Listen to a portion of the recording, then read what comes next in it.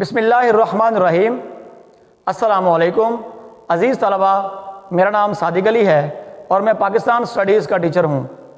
عزیز طلبہ، آج ہمارے سبق کا عنوان ہے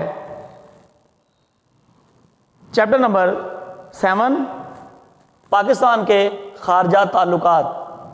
چیپٹر نمبر 7 پاکستان کے خارجہ تعلقات۔ اس میں جو ہمارا آج کے ٹاپک ہیں عزیز طلبہ، وہ ہے جی اقوام متحدہ کے بنیادی ادارے، اور لانگ کویشچن ہے اس میں کہ دنیا میں قیام امن کے حوالے سے پاکستان کا کردار۔ یہ لانگ کویشچن ہے۔ آج ہمارا جو ٹاپک ہے وہ ہے اقوام متحدہ کے ادارے یعنی بنیادی ادارے، اور لانگ کویشچن ہے دنیا میں قیام امن کے لیے پاکستان کا کردار۔ آج عزیز طلبہ اس کے بارے میں پڑھیں گے۔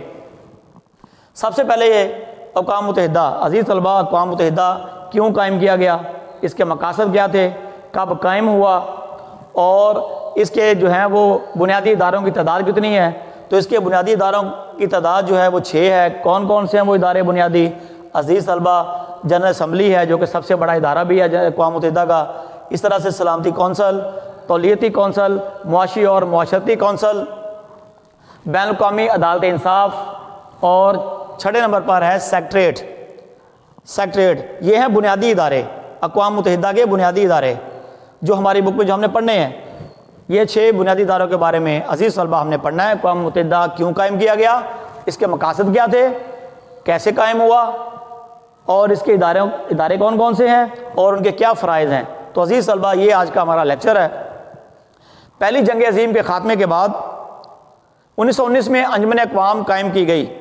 اب یہ آپ کا MCQs بھی ہے کہ لیگ آف نیشنز یعنی انجمن اقوام کب قائم کی گئی؟ تو عزیز طلبہ 1919 میں۔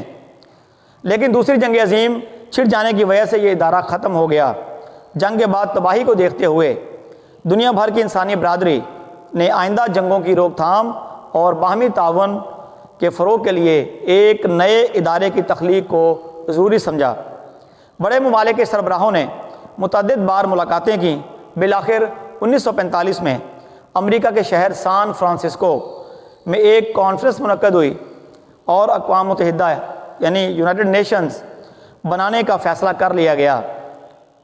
50 ریاستوں کے نمائندوں نے 25 جون 1945 کو اقوام متحدہ کے چارٹر کی منظوری دی۔ یہ آپ کا MCQs بھی ہے اور شارٹ کویشچن بھی ہے۔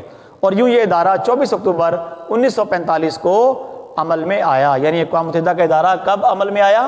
تو عزیز طلبہ، اقوام متحدہ کا ادارہ 24 اکتوبر 1945 کو مارج وجود میں آیا، یعنی عمل میں آیا۔ اب اس کے مقاصد کیا تھے عزیز طلبہ؟ اس کے مقاصد تھے نمبر 1 بین الاقوامی امن کا قیام۔ یہ آپ کا شارٹ کویشچن بھی ہے کہ اقوام متحدہ کے قیام کے اہم مقاصد کیا تھے؟ تو نمبر 1 تھا کہ بین الاقوامی امن کا قیام، نمبر 2 معاشی اور معاشرتی تعاون، نمبر 3 انصاف کی فراہمی، اور نمبر 4 انسانی مسائل کا حل۔ یہ اس کے اہم مقاصد ہیں۔ اس کے بعد ہے اقوام متحدہ کے بنیادی ادارے کون کون سے ہیں؟ سب سے پہلے جنرل اسمبلی، اس کے بارے میں ہم پڑھیں گے کہ جنرل اسمبلی کے بارے میں۔ عزیز طلبہ، جنرل اسمبلی اقوام متحدہ کا سب سے بڑا ادارہ ہے۔ یہ MCQs بھی ہے کہ اقوام متحدہ کا سب سے بڑا ادارہ کون سا ہے، کیا نام ہے؟ تو سب سے بڑا ادارہ ہے جنرل اسمبلی۔ تمام ممالک کے نمائندے جنرل اسمبلی کے اجلاس میں شریک ہوتے ہیں۔ اس کا اجلاس ہر سال ستمبر کے مہینے میں منعقد ہوتا ہے۔ جنرل اسمبلی کا اجلاس کب منعقد ہوتا ہے؟ ہر سال ستمبر کے مہینے میں۔ سلامتی کونسل کے غیر مستقل ارکان کا انتخاب کرنا، معاشی اور معاشرتی کونسل کے ارکان کا انتخاب، نئی ریاستوں کو رکنیت دینا، اقوام متحدہ کے بجٹ کی منظوری، اور دنیا بھر میں امن کے قیام کے لیے اقدامات کرنا اس کے فرائض میں شامل ہے۔ یہ آپ کا شارٹ کویشچن بھی ہے ایکسرسائز کا کہ جنرل اسمبلی کے اقوام متحدہ کے جنرل اسمبلی کے جو ہے وہ 3 ذمہ داریاں یا فرائض بیان کریں، تو یہ آپ کا شارٹ کویشچن ہوگا۔ نمبر 2 ہے سلامتی کونسل۔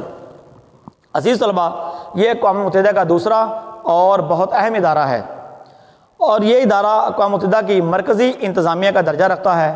سلامتی کونسل کے کل ارکان کی تعداد، اس کی تعداد جو ہے وہ 15 ہے۔ ان میں سے جو ہے وہ 5 مستقل ارکان ہیں اور 10 جو ہیں وہ غیر مستقل ارکان ہیں۔ 5 مستقل ارکان اور 10 غیر مستقل ارکان ہیں۔ جو مستقل ارکان ہیں ان میں روس ہے، ان میں برطانیہ، فرانس، عوام جمہوریہ چین اور امریکہ، یہ 5 جو ہیں یہ مستقل ممالک ہیں یعنی سلامتی کونسل کے، اور یہ وہ ممالک ہیں جن کو ویٹو کا بھی اختیار حاصل ہے، ان کے پاس ویٹو پاور بھی ہے۔ سلامتی کونسل کے اجلاس مختصر وقفوں کے ساتھ ساتھ ہوتے رہتے ہیں۔ کونسل کا صدر ہر ماہ منتخب کیا جاتا ہے۔ سلامتی کونسل کے فیصلے، اب یہاں پہ آپ کا کوشچن آئے گا کہ ویٹو سے کیا مراد ہے، ویٹو کسے کہتے ہیں؟ عزیز طلبہ، ویٹو سے کیا مراد ہے، ویٹو کسے کہتے ہیں؟ تو سلامتی کونسل کے 15 میں سے کم از کم 9 ارکان کی رائے کے مطابق فیصلے جو ہیں وہ معاملات سلامتی کونسل میں طے پاتے ہیں۔ ضروری ہے کہ ان 9 ارکان میں سے 5 مستقل ارکان بھی شامل ہوں۔ اگر کوئی ایک مستقل رکن منفی رائے دے دے تو معاملہ طے نہیں پا سکتا۔ مستقل ارکان کے اس اختیار کو ویٹو کا نام دیا جاتا ہے، اس کو ویٹو کہتے ہیں۔ یہ آپ کا شارٹ کوشچن ہے، یعنی ویٹو سے کیا مراد ہے۔ پھر اس کے بعد آگے کوشچن ہے آپ کا کہ سلامتی کونسل کے فرائض بیان کریں۔ تو عزیز طلبہ، امن و امان کا قیام، بین الاقوامی تنازعات کا حل، نئے ممالک کی رکنیت اور اس کے خاتمے کی سفارش، بین الاقوامی عدالت انصاف کے ججوں کا چناؤ اور جنرل سیکرٹری کے چناؤ کی سفارشات سلامتی جو ہے وہ سلامتی اسمبلی، سلامتی کونسل کو بھیجنا، اس کے اہم سلامتی اسمبلی کو بھیجنا اس کے اہم فرائض میں شامل ہے۔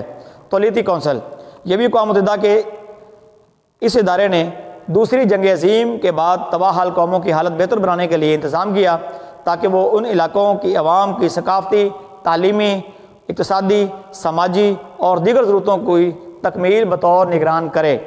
معاشی اور معاشرتی کونسل، چوتھا ادارہ ہے معاشی اور معاشرتی کونسل۔ عزیز طلبہ، اس کے معاشی اور معاشرتی جو کونسل ہے، جو ادارہ ہے سلامتی کونسل کا، اس کے ارکان کی تعداد ہے 54۔ ان کا چناؤ اقوام متحدہ کی جنرل اسمبلی اور سلامتی کونسل دونوں مل کر کرتی ہیں۔ ہر رکن کی میعاد 3 سال ہے۔ 1/3 ارکان ہر سال ریٹائرڈ ہو جاتے ہیں اور ان کی جگہ نئے ارکان منتخب کر لیے جاتے ہیں۔ کونسل کے اجلاس سال میں 3 بار طلب کیے جاتے ہیں۔ ان کے علاوہ خصوصی اجلاس بھی بلایا جا سکتا ہے۔ اب اس کے جو اہم فرائض ہیں، جو آپ کی ایکسرسائز کے شارٹ کوشچن بھی ہے کہ معاشی اور معاشرتی کونسل کے فرائض بیان کریں، تو عزیز طلبہ وہ کون سے ہیں؟ وہ ہے جی کہ انسانوں کے معیار زندگی کو بلند کرنا اور معاشی اور معاشرتی ترقی کی کوشش کرنا، تعلیمی، سائنسی اور ثقافتی شعبوں میں تعاون، بے روزگاری، غربت اور بیماری کو دور کرنے کے لیے منصوبہ بندی کرنا وغیرہ اس کے فرائض میں شامل ہے۔ اس کے بعد نیکسٹ اگلا جو اس کا ادارہ ہے وہ ہے جی بین الاقوامی عدالت انصاف۔ بین الاقوامی عدالت انصاف، عزیز طلبہ، بین الاقوامی عدالت انصاف بھی جو ہے وہ اقوام متحدہ کا ایک اہم ادارہ ہے، اس کا ایک اہم جو ہے عضو ہے۔ اس عدالت کے یعنی بین الاقوامی عدالت انصاف کے ججوں کی تعداد جو ہے وہ ہے 15 ہے، جو مختلف ممالک سے تعلق رکھتے ہیں اور جن کا چناؤ جو ہے وہ 9 سالہ مدت کے لیے کیا جاتا ہے۔ جنرل اسمبلی اور سلامتی کونسل دونوں مل کر ان ججوں کا چناؤ کرتی ہیں اور 9 سالہ ان کی میعاد ہوتی ہے، ان کی مدت ہوتی ہے ججوں کی۔ ایک ملک سے ایک سے زیادہ جج نہیں چنا جاتا۔ عدالت اپنے فیصلے حاضر ارکان کی اکثریت کی رائے کے مطابق کرتی ہے۔ اس کے بعد ہے سیکریٹریٹ۔ تو عزیز طلبہ، یہ اقوام متحدہ کا ریکارڈ آفس ہے اور نیو یارک میں قائم ہے۔ سیکریٹریٹ کا سربراہ سیکرٹری جنرل کہلاتا ہے۔ اس کی معاونت کے لیے سیکرٹری جو ہے کئی سیکرٹری بھی چنے جاتے ہیں۔ جنرل اسمبلی اور سلامتی کونسل سیکرٹری جنرل کو 5 سال کے لیے منتخب کرتی ہے۔ تمام اداروں، اس کے جو اہم فرائض ہیں وہ کیا ہیں کہ تمام اداروں کے اجلاسوں کی کارروائیوں اور خط و خطابت وغیرہ کا ریکارڈ محفوظ رکھنا اس کے اہم فرائض میں شامل ہے۔ اس کے بعد عزیز طلبہ یہ تھے ہمارے جو ہے اقوام متحدہ کے 6 ادارے، بنیادی ادارے۔ آگے آپ کو لانگ کوشچن ہے، دنیا میں قیام امن کے لیے پاکستان کا کردار۔ عزیز طلبہ، آپ کی بک میں اس کے جو ہے وہ پوائنٹس دیے ہوئے ہیں، تقریباً کوئی 12 پوائنٹس ہیں۔ ان کو آپ نے یاد کر لینا ہے، ان کو دیکھنا آپ نے کہ دنیا میں قیام امن کے لیے پاکستان کا کردار کیا ہے۔ تو دنیا میں قیام امن کے لیے پاکستان کا بہت ہی کلیدی کردار رہا ہے کہ پاکستان نے ہمیشہ اقوام متحدہ کے چارٹر کا احترام کیا ہے اور چاہتا ہے کہ دنیا میں جھگڑوں کا فیصلہ پرامن طریقے سے حل ہو جائے اور دنیا میں تخفیف اسلحہ کی کوششوں میں، یعنی اسلحے میں کمی لانے کے لیے ان کی کوششوں میں پاکستان نے بھرپور کردار ادا کیا ہے۔ جنوبی افریقہ اور روڈیشیا یعنی موجودہ زمبابوے، روڈیشیا جو ہے وہ جو اب زمبابوے ہے موجودہ جو ملک ہے اس کا پرانا نام ہے روڈیشیا۔ تو جنوبی افریقہ اور روڈیشیا یعنی موجودہ زمبابوے میں نسلی امتیاز کی وجہ سے اقوام متحدہ نے معاشی مقاطعہ کیا کہ جب پالیسی بنائی تو پاکستان نے بھی اس پر عمل کیا اور اس سے سفارتی تعلقات جو ہیں وہ ختم کر لیے۔ ستمبر 1965 کی جب پاک بھارت جنگ ہوئی تو اقوام متحدہ کی مداخلت پر، یعنی امن کے قیام کے لیے اقوام متحدہ کی مداخلت پر پاکستان نے جنگ بندی کی جو پیشکش ہے اس کو قبول کیا، صرف دنیا میں قیام امن کے لیے۔ اسی طرح سے پاکستان نے محکوم اور غلام قوموں کے حق خود ارادیت کے لیے بھی ہمیشہ بھرپور حمایت کی ہے۔ اسی وجہ سے پاکستان کشمیر اور فلسطین کے لوگوں کی حمایت بھی کرتا ہے۔ پاکستان نے جوہری توانائی پر بین الاقوامی کنٹرول کی ہمیشہ حمایت کی ہے۔ پاکستان نے امن کے قیام کے حوالے سے اقوام متحدہ کے کہنے پر کانگو سمیت دنیا کے کئی ممالک میں اپنی افواج بھی بھیجی، یعنی دنیا میں قیام امن کے لیے پاکستان نے اقوام متحدہ کے کہنے پر کانگو سمیت دنیا کے کئی ممالک میں اپنی افواج بھیجی۔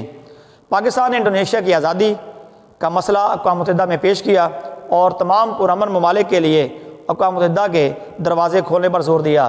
پاکستان نے امن کے قیام کے حوالے سے پاکستان نے سری لنکا، نیپال، کمبوڈیا اور لیبیا کو اقوام متحدہ کا رکن بنوانے میں بھی مدد دی۔